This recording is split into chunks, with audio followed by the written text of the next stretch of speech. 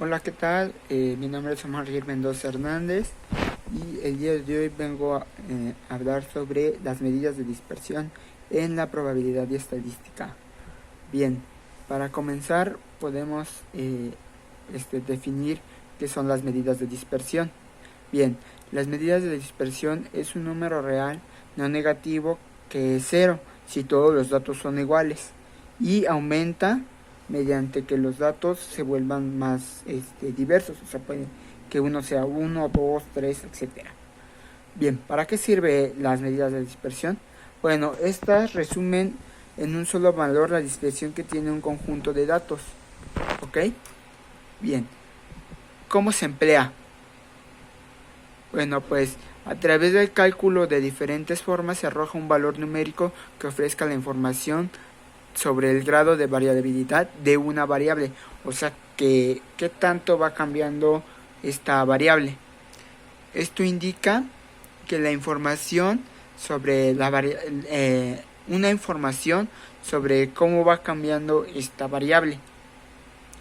Algunas medidas de dispersión son el rango, la desviación media, el coeficiente de variación. Bien, ahora pasaremos a hablar sobre el rango. El rango es el intervalo entre el valor máximo y el valor mínimo de una unidad de datos. ¿Para qué sirve? Bueno, este sirve para indicar la diferencia entre el valor máximo y el valor mínimo de una población o una muestra. ¿Esto qué quiere decir? Que vamos a hacer una resta de valores. Esto indica que la longitud del intervalo en el que se hallan todos los datos de la distribución. Por ejemplo, esta se puede emplear permitiendo una idea de dispersión de datos. En cuanto mayor es el rango, más dispersos estarán los datos. Y esa sería su ecuación. Rango es igual al límite superior o límite máximo menos el límite mínimo. Bien, ahora vamos a hablar de la varianza.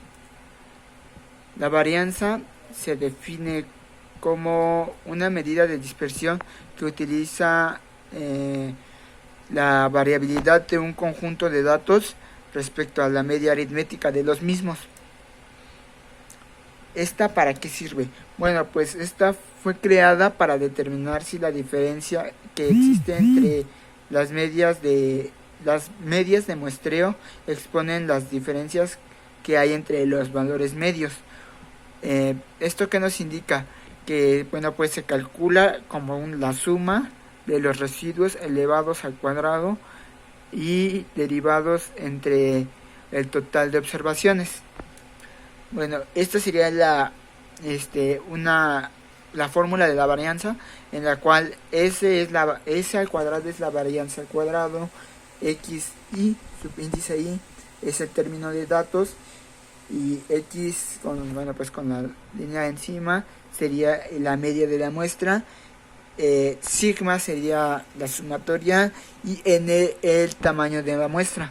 Bueno, aquí como podríamos ver se haría una resta entre los términos del conjunto de datos y la media, o sea que primero tendríamos que sacar la media de todos los datos y esa media se la vamos a restar a cada uno de los términos. Por ejemplo, si la media aritmética es 8 y el primer valor tiene 3, nos va a salir un valor negativo de 5, pero siempre será un valor absoluto, el cual así consecutivamente con demás números, y posteriormente se hará la suma de cada uno de estos, y por ejemplo, si son 6 números, a estos 6 números se les restaría 1 y se les dividiría, y esa sería la varianza al cuadrado.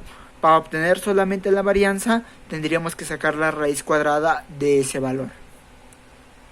Bien, ahora pasaremos a la desviación estándar. Esta es el índice numérico de la dispersión de un conjunto de datos o de la población.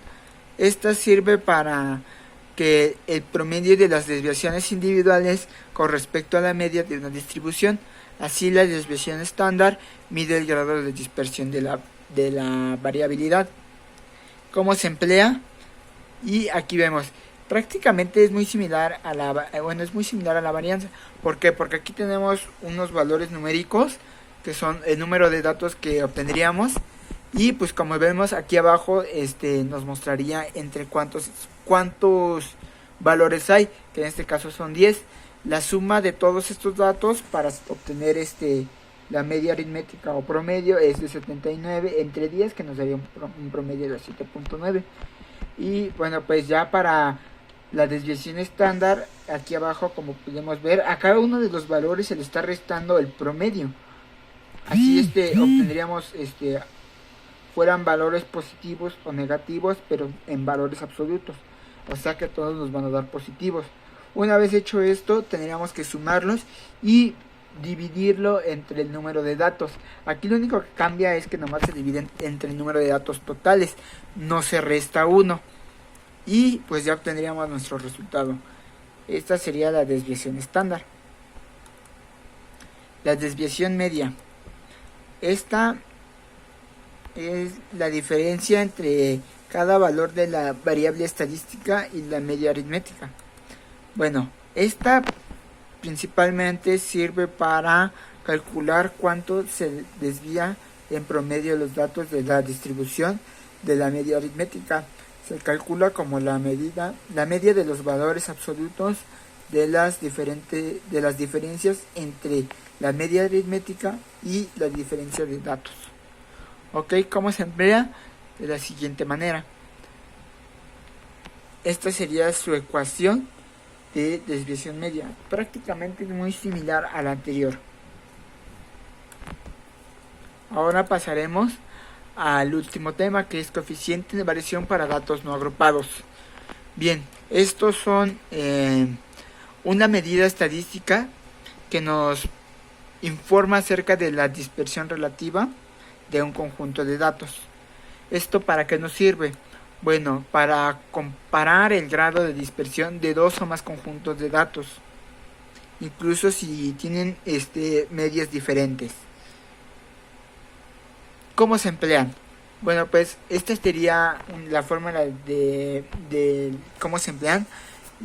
El coeficiente de variación es la desviación estándar, que se representa por letra sigma, entre la media. Eso sería para una población y de la misma forma para una muestra. Y esto sería todo por mi parte. Muchas gracias. Pero también antes quiero indicarles cómo estos valores que significan. Bueno, como vemos, sigma es la desviación estándar. En la parte posterior podemos verlo.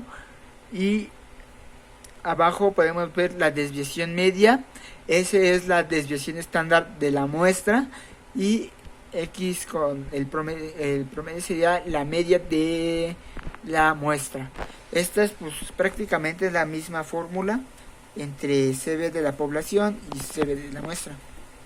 Y bueno, pues ahora sí sería todo. Muchas gracias.